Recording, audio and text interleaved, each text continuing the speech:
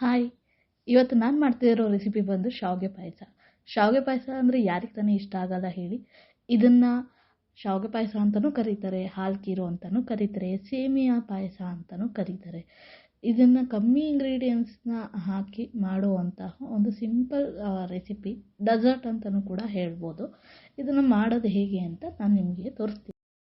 ನಾನಿಲ್ಲಿ ತುಪ್ಪದಲ್ಲಿ ಹುರಿದಿಟ್ಕೊಂಡಿರುವಂತಹ dry fruits, ಬಾದಾಮ್ ಪುಡಿ, 1 ಕಪ್ ಆಗುವಷ್ಟು ಸಕ್ಕರೆ, 1.5 ಕಪ್ ಆಗುವಷ್ಟು ಶಾವಿಗೆ, ಅರ್ಧ ಲೀಟ್ರ್ ಹಾಲು ಮತ್ತು ತುಪ್ಪ ಹೇಗೆ ಮಾಡೋದು ಅಂತ ತೋರಿಸ್ತೇನೆ, ಬನ್ನಿ. ಮೊದಲು ಬಾಣಲಿಗೆ 2 ಸ್ಪೂನಷ್ಟು ತುಪ್ಪ ಹಾಕ್ಕೊಂಡು ಶಾವಿಗೆನ ಹುರ್ಕೊಬೇಕು. ತಳ ಸೀದ್ಬಿಡುತ್ತೆ. ಲೋ ಫ್ಲೇಮಲ್ಲಿ ಇಟ್ಕೊಂಡೆ ಹುರ್ಕೊಳ್ಳಿ.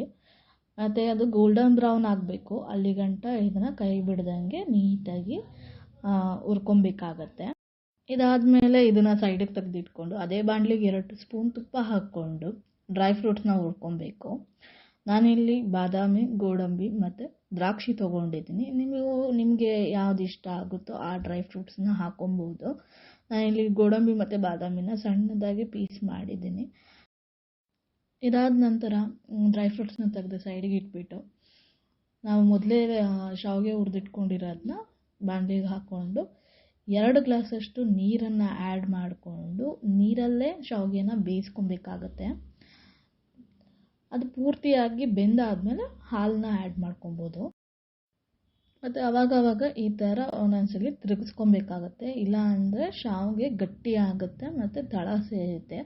ಹಾಗಾಗಿ ಅವಾಗವಾಗ ಈ ಥರ ತಿರುಗಿಸ್ಕೊತಾ ಇರಬೇಕಾಗುತ್ತೆ.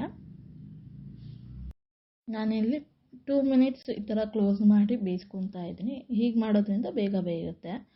ನೋಡಿ, ಈಗ ಶಾವಿಗೆ ಪೂರ್ತಿಯಾಗಿ ಬೆಂದಿದೆ ಮತ್ತು ನೀರು ಕೂಡ ಇಲ್ಲ ಅದರಲ್ಲಿ. ಈ ಟೈಮಲ್ಲಿ ಹಾಲನ್ನ ಆ್ಯಡ್ ಮಾಡ್ಕೊಬೇಕಾಗತ್ತೆ.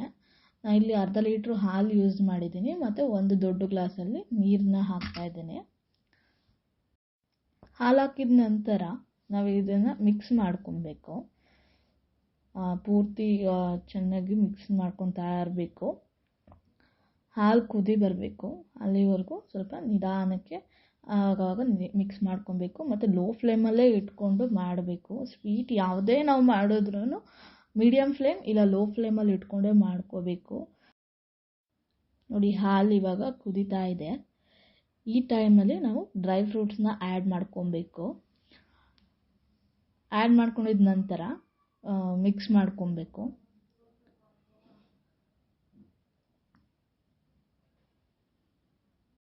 ಮಿಕ್ಸ್ ಮಾಡ್ಕೊಂಡ್ಮೇಲೆ ಬಾದಾಮ್ ಪೌಡರ್ ಹಾಕ್ಕೊತಾ ಇದ್ದೀನಿ. ನಾನಿಲ್ಲಿ MTR ಬಾದಾಮ್ ಪೌಡರ್ ಯೂಸ್ ಮಾಡ್ತಾ ಇದ್ದೀನಿ. ಆಚಿ ಬಾದಾಮ್ ಪೌಡರ್ ಕಲರ್ ಕೂಡ ಚೆನ್ನಾಗಿರುತ್ತೆ, ಯೆಲ್ಲೋಯಿಶ್ ಕಲರ್ ಬರುತ್ತೆ. ನನಗೆ ಸಿಕ್ಕಿಲ್ಲ, ಸೊ ಇವಾಗ MTR ಬಾದಾಮ್ ಪೌಡರ್ ಯೂಸ್ ಮಾಡಿ ತೋರಿಸ್ತಾ ಇದ್ದೀನಿ. ನಿಮ್ಗೇನಾರು ಆಚಿದು ಸಿಕ್ತು ಅಂದರೆ ಅದನ್ನು ಯೂಸ್ ಮಾಡಿಕೊಂಡು ನೋಡಿ. ಟೇಸ್ಟ್ ಕೂಡ ಚೆನ್ನಾಗಿರುತ್ತೆ, ಕಲರ್ ಕೂಡ ಯೆಲ್ಲೋಯಿಶ್ ಕಲರ್ ಬರುತ್ತೆ. ಬಾದಾಮ್ ಪೌಡ್ರು ಹಾಕಾದ್ಮೇಲೆ ತಿರುಗಿಸ್ಕೊಬೇಕಾಗತ್ತೆ. ಇಲ್ಲ ಅಂದರೆ ಸಣ್ಣ ಪುಟ್ಟ ಗಂಟಾಗೋ ಸಾಧ್ಯತೆ ಇರುತ್ತೆ. ಹಾಗಾಗಿ ಈ ಥರ ತಿರುಗಿಸ್ಕೊಬೇಕು. ನಂತರ ಇದಕ್ಕೆ ನಾನಿಲ್ಲಿ 1 ಕಪ್ಪಷ್ಟು ಸಕ್ಕರೆ ತೊಗೊಂಡಿದ್ದೀನಿ. ನಾವು 1.5 ಕಪ್ಪಷ್ಟು ಶಾವಿಗೆ ತೊಗೊಂಡಿರೋದ್ರಿಂದ 1 ಕಪ್ ಸಕ್ಕರೆ ತೊಗೊಂಡ್ರೆ ಸಾಕಾಗುತ್ತೆ.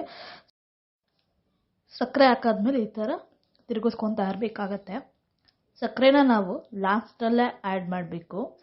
ಫಸ್ಟಿಗೆ ಆ್ಯಡ್ ಮಾಡಿದ್ರೆ ಅದು ಹಾಲು ಒಡೆಯೋ ಚಾನ್ಸ್ ಇರುತ್ತೆ. ಇಷ್ಟು ಕುದಿ ಬರುತ್ತೆ. ಕುದಿ ಬಂದ ನಂತರ ಶಾವಿಗೆ ಪಾಯಸ ರೆಡಿ.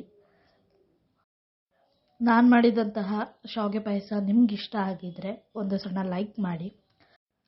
ಒಂದ್ಸಲ ಈ ರೀತಿ ಟ್ರೈ ಮಾಡಿ ನೋಡಿ, ಹೇಗೆ ಬಂತು ಅಂತ ಕಮೆಂಟ್ ಸೆಕ್ಷನಲ್ಲಿ ತಿಳಿಸಿ. ನನ್ನ ಚಾನಲ್ನ ಸಬ್ಸ್ಕ್ರೈಬ್ ಮಾಡ್ಕೊಳ್ಳಿ. Thank you for watching.